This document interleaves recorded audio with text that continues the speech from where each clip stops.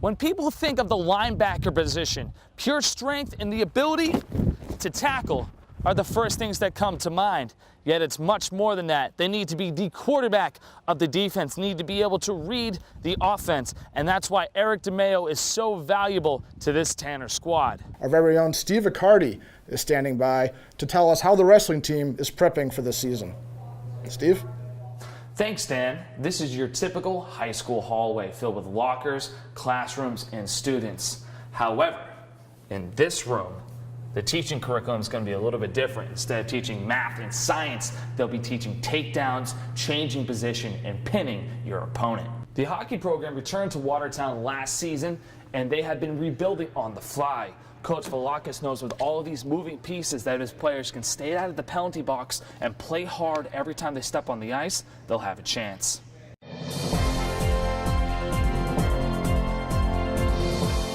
I'm StevenAccardi, and I'll be taking over sports this week. We have plenty of action on the hardwood and the ice, so without wasting any more time, let's get right into it.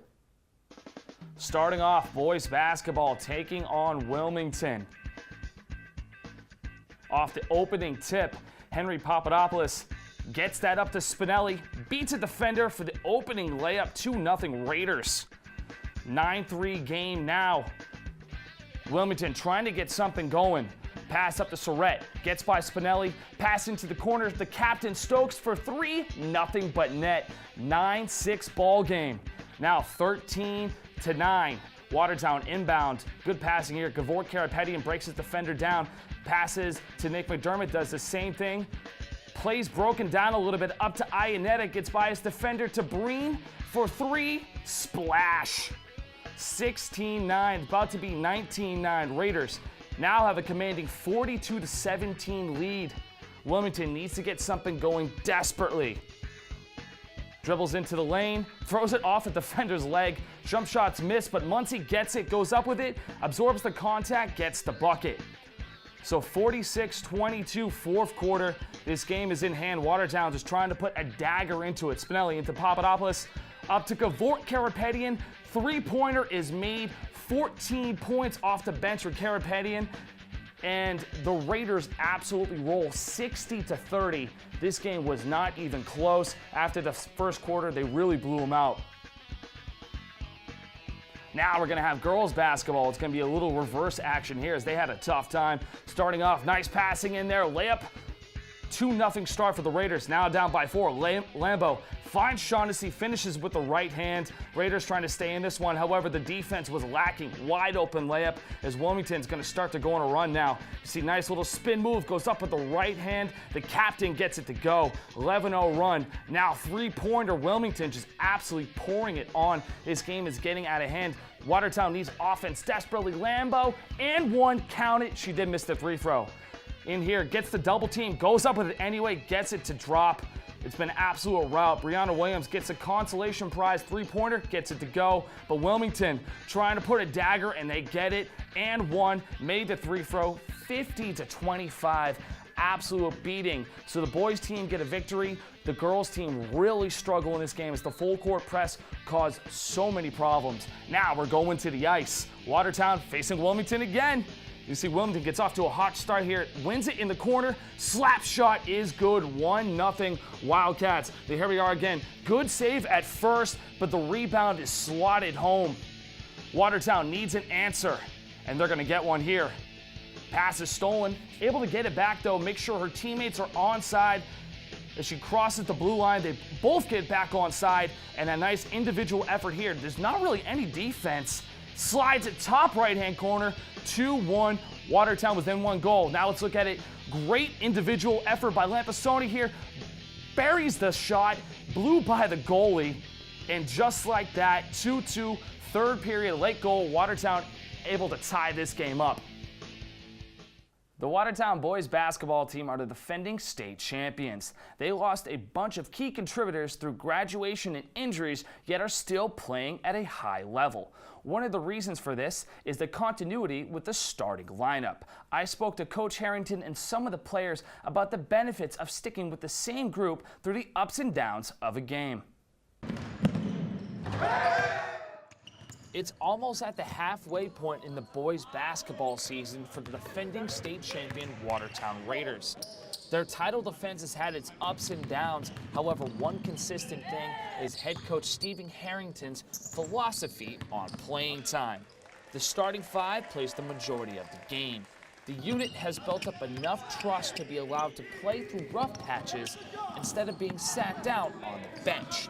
Coach Harrington is currently in his 25th year of coaching high school basketball, and with 3 state championships to his name, the short rotation clearly works. You know, it just depends on, you know, the lineup that we have. All right, my philosophy is, especially with 4 quarters and timeouts and stuff, if a unit's playing well out there, you know, I'm not going to disrupt it just for the sake of disrupting it. If a guy calls out because he's tired, he'll come, you know, we'll certainly adhere to that. All right, but for the most part, if the unit's playing well out there, I'm going to go with that. Being given that much playing time puts a lot of pressure and expectations on the starters to perform. Players need to develop trust with Coach Harrington before they're allowed that much freedom on the court. For senior captain Henry Papadopoulos, the opportunity to play through mistakes is something he worked hard for and appreciates. I mean, he obviously puts a lot of trust on us, even when we make mistakes. Like, a lot of the time we can stay in the whole game and like try to play as much as we can. I think it's just because like he works with us the most and he has like the most faith in us and he just wants to like keep it going. I mean, it's obviously a lot of pressure, but we do our best. Just because Coach Harrington plays his starters for long periods of time doesn't mean that he won't shake things up. Having sufficient bench players that can contribute is a valuable asset.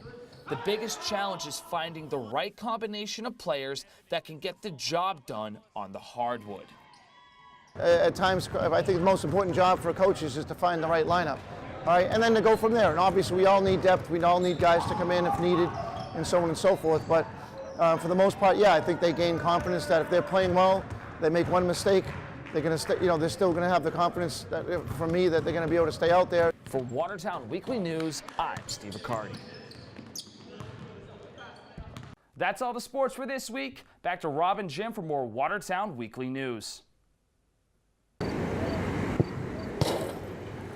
The 2017 season was a glorious one for the Watertown Raiders boys soccer team. The defending Division III North champions, the Raiders made it all the way to the state semifinal before suffering a hard-fought 2-0 defeat to Norwell. As the summer heat passes and the temperature starts to change, each day moves closer towards the start of a new campaign. However, just because the season hasn't officially begun doesn't mean that the Raiders haven't been working on improving their craft. Head coach Frank Caccia knows his team is hungry and extremely motivated by witnessing the work they put in throughout the summer. Having a successful season motivates the boys. So in the off season, at least 20 players every morning, 8 to 10 a.m. We're out here training. But I think the chemistry in this team and the depth in this team is going to separate us from most teams this year. As there is with every high school team, replacing the shoes left behind by graduating seniors is a tough task. The biggest challenge for the Raiders will be trying to replace the offensive prowess provided by co-Middlesex League MVP Alex Abrahamian. Luckily for Watertown, a large majority of their starting 11 will be returning this year. One of those key players is starting center back Luke Murphy. Having the responsibility of being one of this year's captains, Luke has been focusing on conditioning for a deep playoff run and building chemistry with some of the new players. I mean, we ran this summer more than I think we've ever run because we lost some talent, so we have to make up for it in our chemistry and in our conditioning. So I think the longer the wind takes, the sweeter it'll taste. And like I said, chemistry is one of the biggest things. You become so close to the guys you play with that you're basically a family.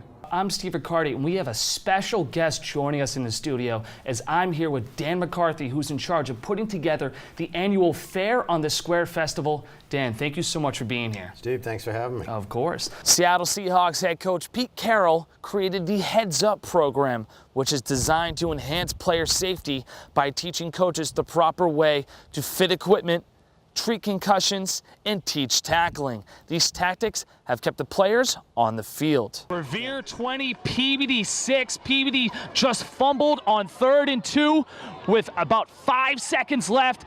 Revere got it, so they did not score after a 48-yard pass from Declan Russell. So it's been a very, very frustrating half for Peabody, shooting themselves in the foot. They recovered an onside kick. However, the runner did not reestablish themselves, so therefore they did not get possession. So it's kind of been like that all day long for Peabody. 2 fumbles. They're really shooting themselves in the foot. They're going to have to play a very clean and almost perfect game in the second half to get the victory. They're going to really need to step it up on both sides of the field. Penalties, turnovers, the huge detriment for the Tanners so far. 72nd annual Thanksgiving game between Peabody and Saugus. Peabody has the series lead 43-28. The rivalry got restarted in 2009. Since then, Peabody has won 5 of the last 8. The big story in this game is going to be Saugus's high-powered passing attack versus Peabody's secondary that has allowed 2 200-yard passers back-to-back. The field is also another thing to be in consideration. It's muddy, it's dangerous, ankles are going to get rolled. It's going to be very interesting to see that going forward. Back to you guys. Welcome, ladies and gentlemen, to Belmont High School. I'm here with head coach Jan Kumin. So Thursday is going to be the Thanksgiving game, big rivalry game between you and Watertown. How is your team feeling leading up into that big moment? Oh, we're just excited, you know. So Thursday is going to be the last game that your senior class is going to be able to play for Watertown High School. How big has this team been to you personally as a coach and also to some of the underclassmen? It's a great group. Head coach Mark Betancourt, 33-7 is the final. Coach, you said earlier that this was the last couple minutes of your seniors get to play this season. Describe their effort tonight. Phenomenal. To come out and start off the way we did, a little slow, and to get rhythm and work. Let's talk about the story of the game. Dewey Millett had 2 touchdown passes. He's your third-string quarterback. He's really a tight end. The first drive, he had a 66-yard bomb. For kind of emergency duty, can you kind of describe how you really thought he did tonight? Yeah, Dewey's got a